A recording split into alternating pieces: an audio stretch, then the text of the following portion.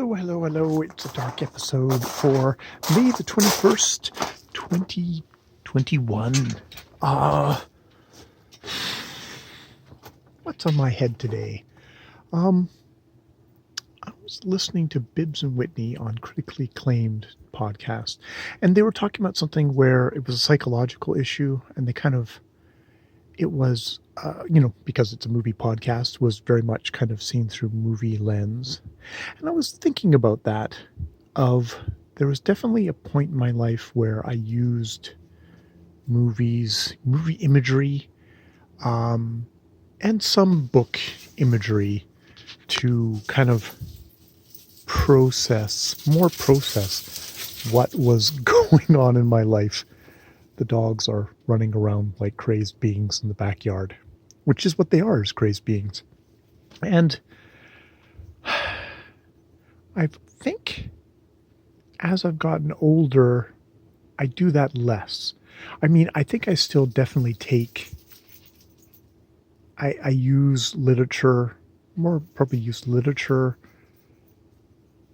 and pulp stuff and, just all the detritus that whatever I suck in, like movies and TV shows to to think about how I'm doing about life, but probably less so.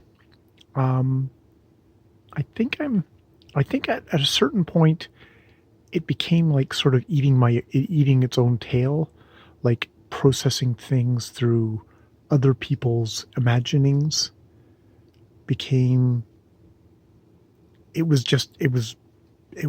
felt like it was just kind of masturbatory. It wasn't getting me anywhere. It was very cyclical. Maybe it wasn't jacking off. It was more like just I was going around in circles, just chasing my own tail versus getting anywhere with dealing with my own crap. And now I sit in the backyard in the dark and just talk about everything. And how's that working for me? It's working okay. It's working okay. It's definitely a good pressure release valve. But I enjoy talking about books. I enjoy thinking about books. And I guess, my own shit comes up when I'm talking about stuff like that. But I don't know if I'm using it specifically for a therapeutic purpose, as much as when I'm using these dark episodes, which, books come up in them or media comes up in them, but it's much more, this is what's happening to me. This is what's happening to me today. What I'm anxious about, my disaster thinking, specifically about a disaster that might be coming up at work tomorrow and trying to plan ahead for that.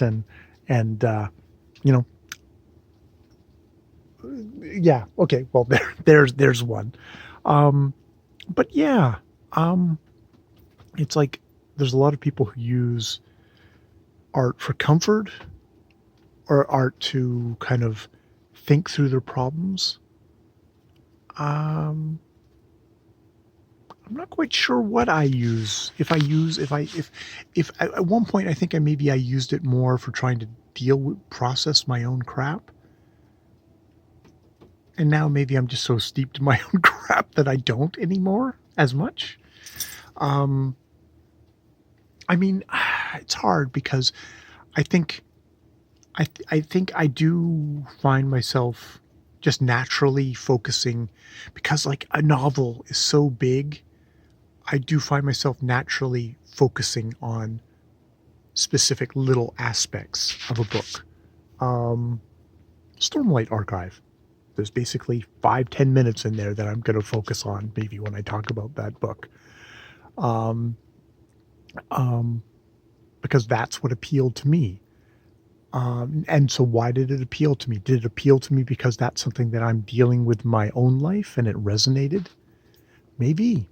And that's maybe me kind of processing stuff, not super consciously, but just what things obsess me, this part of it really is interesting.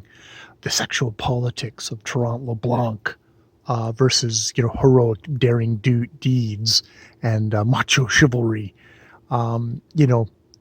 you know, which might frustrate somebody who's listening to my review and going like, "You're leaving out so much." It's like, in some ways, I embrace that. Um, so maybe I'm kind of arguing myself back around to saying, yeah, I do use that's something of like how I react to art, just very naturally. Sometimes I beat myself up because I leave so much out. Like, oh, I forgot to mention this. I forgot to mention this. But in the end of the day, I think it's that stuff that's at the top of my head, the things that are the most interest me, um, is the stuff that is valuable to read. Now, to talk about. Now that said, I'd probably be a better, more rounded person if I could address more parts of art, um, versus just going laser focused into a small thing, taking it out of context, perhaps because I'm not looking at the bigger picture. That is definitely a worry of I'm a myopic critic that way. Um, so yeah. I mean, I guess every anybody who looks at a piece of art, it's looking at it through their lens, looking at it from their angle, and by necessity, that is going to narrow things down. You know, maybe it's the great critics, like the great artists, who can make a wide encompass and kind of take in so much and illuminate just the broad canvas of a work versus just the tiny little miniature detail. I have a feeling I'm a miniaturist, even when dealing with a monumental work like something like Don Quixote. Um, and something like Don Quixote, I don't know if I need to feel the responsibility of trying to reflect everything. There's bigger, greater minds than mine, more eloquent, more thoughtful, more educated, more steeped in scholarship that are going to get that. Perhaps the best thing I can bring is this is me reading this book versus this is the book. Yeah. Yeah. Okay. So that was a ramble.